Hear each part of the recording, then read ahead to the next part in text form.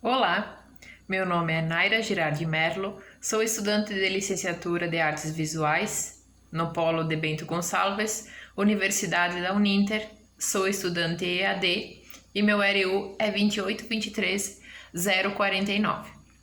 Como todos sabemos, estamos passando por um momento muito difícil no mundo inteiro, com a pandemia do coronavírus, e estamos realizando uma nova modalidade de estágio, chamado estágio híbrido, onde será realizado de forma à distância, por meio de redes sociais e internet em geral. Começo o meu estágio híbrido de diferentes contextos, falando com grupos um pouco mais distantes do contexto escolar, como ONGs, terceira idade e grupos diferentes de pessoas em geral. Eu vou dividir o meu estágio em várias aulas. Esta primeira aborda então sobre o assunto que vou trabalhar, que é o desenho e a criatividade. Quem está comigo desde 2019, foi o ano que eu iniciei, em fevereiro, acredito que trabalhou o livro A Relação do Desenho com o Ensino da Arte. Eu vou mostrar aqui para vocês. Vai ficar com o nome ao contrário. Esse livro aqui é da Elisa Kiyoko Gunzi. Foi usado pela Uninter, né, para passar o conteúdo para nós. E no capítulo 5 fala sobre a criatividade e o desenho. Vai ser o assunto que eu vou trabalhar com vocês. Que tá aqui. Passei um pouquinho. Deixa eu encontrar. Aqui. Vai ficar ao contrário também. O desenho e a criatividade. É um assunto bem amplo, se a gente for falar sobre isso, e apresenta diferentes abordagens, como diz Todd Lubert, que é um dos autores que eu vou entrar também no assunto e vou explicar um pouquinho também. O meu trabalho ele é embasado então em cima do livro dele, que se chama Psicologia da Criatividade, e também do livro da Beth Edwards, que é um livro bem interessante, achei bem interessante, que é Desenhando com o Lado Direito do Cérebro. Esse livro eu encontrei na internet e baixei em PDF. Eu acho bem interessante que vocês, quem gosta de desenho para iniciantes ou até pessoas mais avançadas, seria interessante baixar esse livro e dar uma olhada nele. Ele tem uma visão bem interessante, ela ensina umas coisas assim que eu não tinha conhecimento. Mas eu vou falar também sobre isso mais adiante no vídeo, nos vídeos que eu vou dividir as aulas. Mais pro final, então, a gente vai estar colocando em prática alguns desenhos criativos, vamos dizer assim, né, de mão livre, e alguma coisa também de técnica que eu vou fundamentar nesse livro da Beth Edwards, que ela passa um pouco de prática, vamos dizer assim, de técnica. Então o desenho ele sai mais realista com as dicas que ela dá. Esse estágio, né, também tem a ideia que aqueles que estiverem vendo esse vídeo apreciem a aula e que fale, mas que instigue a criatividade. Não é uma coisa assim que saia um desenho perfeito, mas sim que ele instigue a criatividade nas pessoas, nas crianças, por que não, né? Nesse momento que as pessoas estão mais em casa. Então, sabemos que a criatividade é algo que todo ser humano possui, uns mais, outros nem tanto. Mas como fala vários pesquisadores e escritores, a criatividade pode ser desenvolvida através de muito estudo e observação. Com certeza existem pessoas com muito mais facilidade para criar desenhos ou tirar algo da cabeça, né? Tem outras pessoas que precisam de mais estudo e mais prática. Eu acredito que no meu caso é assim também. Eu não consigo tirar um desenho pronto da cabeça. Mas isso eles falam que nos livros, os pesquisadores, eles falam que com bastante observação as pessoas vão conseguir fazer isso, tirar da cabeça o próprio desenho, né? Além das artes visuais, a criatividade e o desenho andam juntas em outras áreas como designer, arquitetura, nas artes gráficas. No momento em que a gente vive, é tudo muito visual, né? Nós olhamos as redes sociais e a gente é bombardeado por imagens o tempo inteiro, né? Fotos, logos, entre tantas outras coisas. À nossa volta, sob o olhar crítico e observador, tudo pode ser desenho, tudo pode instigar a criatividade, né? Ele pode ser usado como arte ou como trabalho. Nas crianças, acho fundamental desenvolver essa arte para que elas possam expressar os sentimentos, a visão mais crítica das coisas e colocar o sentimento para fora, vamos dizer assim, né? Muitas vezes a criança ela expressa no desenho aquilo que ela está sentindo, quando ela não consegue colocar para fora em palavras, né? Isso é uma outra coisa que eu vou falar também numa próxima aula sobre o desenvolvimento do desenho em relação à criança. Enquanto que ela vai evoluindo, o desenho dela vai ficando mais realista. Ela vai conseguindo perceber diferente, né, conforme ela vai crescendo. E falando um pouquinho também da história, no passado, as primeiras gravuras rupestres, rupestres.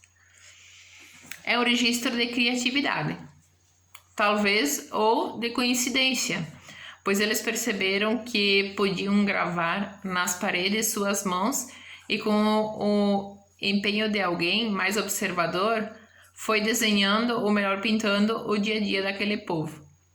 Eles conseguiram passar daquilo que eles viam, passar nas paredes e contar a história deles naquele momento, naquela época, né?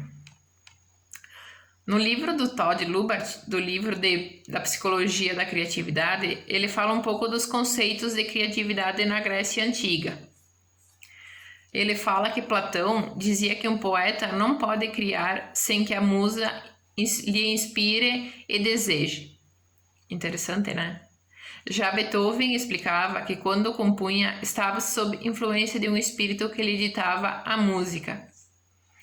Eles tinham uma visão um pouco diferente da criatividade, né? Parecia que seria um poder que vinha. Outros estudiosos também estudaram mais a fundo os processos de criação. Podemos lembrar de Leonardo da Vinci como o primeiro artista que usou o desenho, no caso o esboço, como preparação para as obras de arte. Para os estudos de anatomia, bom, todos sabemos que esse artista é um dos mais completos, né? Ele usava o desenho para tudo. Ali mais pro final do vídeo eu vou colocar uns desenhos dele que eu encontrei, que eu achei na internet, pesquisei no caso, e uma perfeição os desenhos dele, tanto como para os estudos de anatomia, né, do corpo humano, como também os esboços para as obras de arte que ele pintava. Voltando para o nosso período, a gente pode falar como é importante o apoio das políticas escolares referentes à criatividade. Eu dei uma pesquisada e existe um projeto de 2016 pelo MEC que analisa experiências inovadoras de todo o nosso país.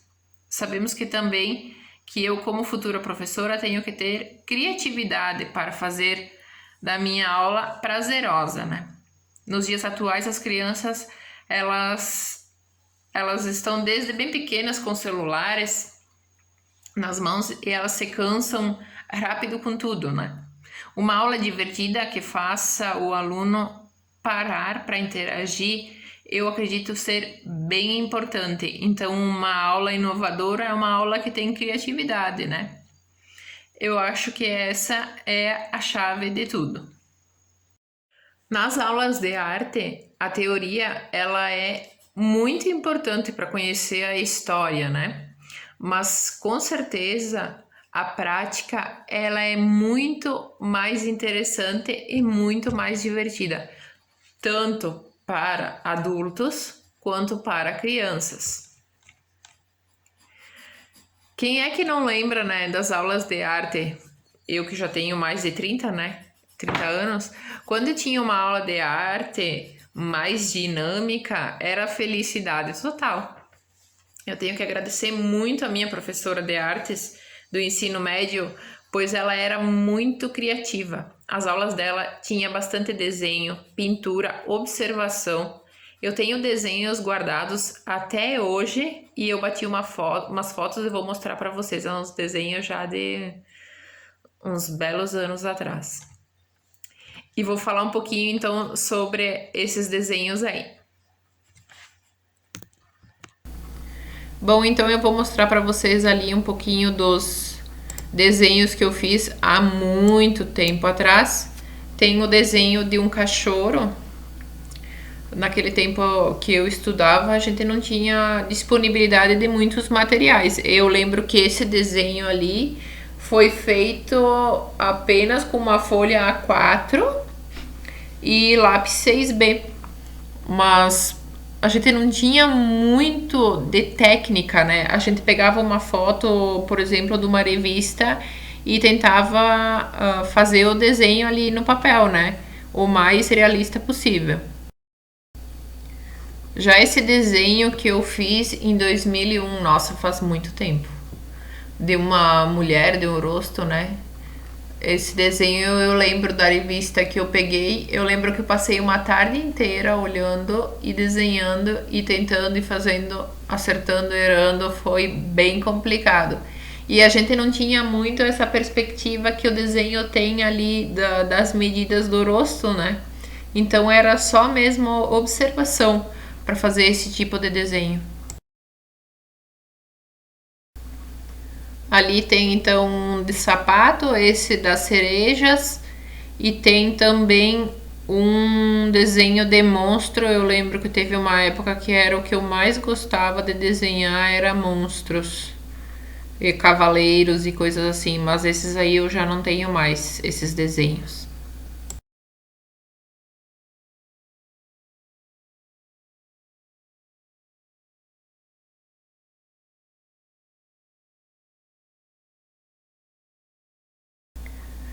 Como eu havia falado antes sobre a pintura nas cavernas, que é o primeiro início de desenho e de pintura, foi nessa época aí, né? Do tempo das cavernas, tem o desenho dos animais. Era o que eles vivenciavam naquele momento. Por exemplo, dá pra ver ali que foi por observação, mas óbvio, tem o desenho ali dos homens compridos e fininhos, né? Era mais ou menos como que eles conseguiam reproduzir aquilo que eles estavam vivendo e deixar marcado nas cavernas. Falando um pouquinho mais, as tintas que eles utilizavam eram misturas que eles encontravam na natureza mesmo, com pigmentos mais fortes, né? E ali, acredito que eles tenham pintado com galho ou com algum outro tipo de material que eles inventaram. E muitas das pinturas também foram feitas diretamente com as mãos.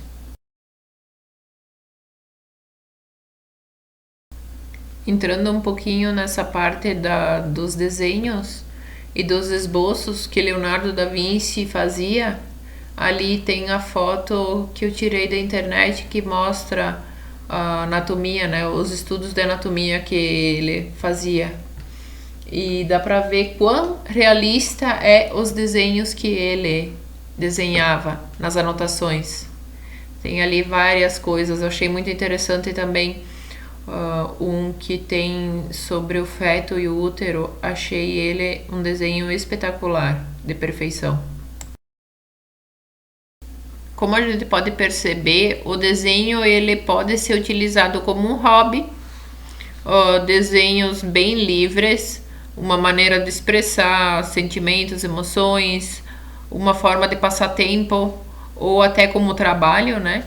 E dá para ver também que o desenho ele pode ser também algo bem importante na nossa história, onde que ele consegue passar tudo o que aconteceu, todas as anotações importantes ali está representado com o desenho, já que nesse momento ali em especial não existia ainda câmera fotográfica e muito menos vídeos, né?